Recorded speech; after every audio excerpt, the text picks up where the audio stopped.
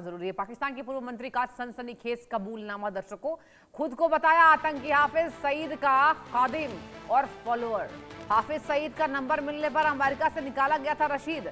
आपको बताया लश्कर आतंकियों के साथ बैठा ये नजर आता है पाकिस्तानी नेता, और भारत के खिलाफ इन्होंने यहाँ पर जहर उगला है और गिदड़ भभकी भारत के खिलाफ दी है। बता दें आपको, लश्कर कमांडर संधू और शेख याकूब के साथ इसने मंच साझा किया है। तस्वीरें भी सामने आ चुकी है जो आपको साझा कर रहे हैं दुनिया के सामने।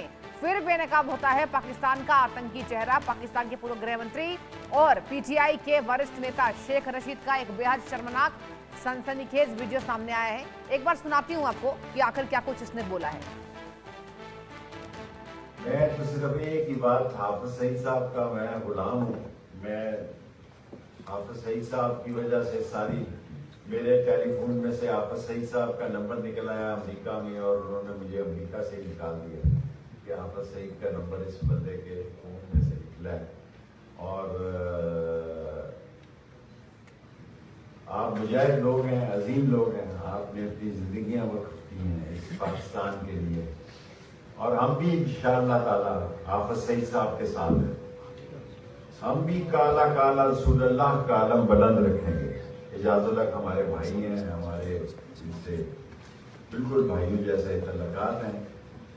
जब भी पाकिस्तान पर बुरा वक्त आया, जिसके के बड़े खदशात हैं, हिंदुस्तान कभी भी हिंदुस्तान मौका जाया नहीं करेगा। और जब भी हिंदुस्तान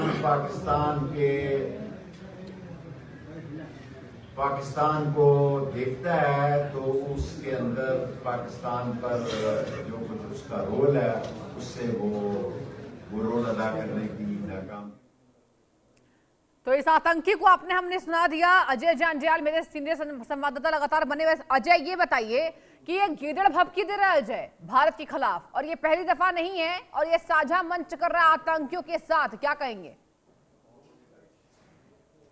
देखिए, बिल्कुल शेख रशीद जो हैं इसी चीज के लिए जाने जाते हैं और पाकिस्तान के पूर्व मंत्री हैं। ये सबसे बड़ी बात है कि पाकिस्तान जो इस्लाम का मखौटा ओढ़कर दुनिया को बेवकूफ बनाने की कोशिश करता है, ये कहीं ना कहीं एक्सपोज होता है कि एक पूर्व मंत्री और पाकिस्तान के पूर्व प्रधानमंत्री का बड़ा ही क्लोज शेख रशीद जो है वो खुलकर बोल रहा है कि हाफिज सईद जो है वो मेरे लिए जो है वो एक बड़े इंपॉर्टेंट है, और मेरे पास उनका नंबर निकल आया, मैं अमेरिका में गया, मैं वहां गया, वहां पर भी उनका जिक्र हुआ। तो ये जहां बैठा हुआ है शेख रशीद, ये एक महफिल है जहां पे आतंकी बैठे हुए हैं, और आतंकी कई आतंकी कमांडर जो है उनके बीच बैठकर ये बताने की कोशिश कर रहा है कि जब जब पाकिस्तान पे बुरा वक्त आया तो इन आतंकियों ने जो है वो पाकिस्तान का साथ दिया। और सबसे बड़ी बात है कि जिन आतंकियों को ये पाकिस्तान का जो है वो हाफिज बता रहा है कि यही पाकिस्तान का मुस्तकबिल जो है वो बेहतर करेंगे, यही आज सबसे बड़ी वजह है कि पाकिस्तान के आज अंदरूनी हालात खराब हैं, पाकिस्तान की बुरी हालत है, और ये आज तक पाकिस्तान के नेताओं को नहीं समझ आया। आप सोचिए, जब इस कद के लोग जो आतंकियों के साथ जुड़े हों वो सत्ता में होंगे, तो फिर वहां पे सरकार जो है वो आतंकवाद की ही बनती है, वहां पर आम लोगों की सरकार कभी नहीं बन सकती। अजय, आपने बिल्कुल ठीक फरमाया कि वहां पर जो सरकार है ना वो आतंकवाद की ही बन सकती है, आम लोगों के लिए, उनके तरक्की के लिए, उनके विकास के लिए नहीं बन सकती अजय। और अजय देखिए, सबसे बड़ी बात तो ये है कि ये तमाम आतंकी भारत को डराने की कोशिश करते हैं लेकिन हमेशा मुंह की खाते हैं। अब ये बताइए, ऐसे जो बयान सामने आते हैं तो पाकिस्तान तो खुलकर बेनकाब हो रहा है। पाकिस्तान क्या बचाएगा अपने आप को जब खुले मंचों से आतंकवाद को बढ़ावा दे रहा है पाकिस्तान?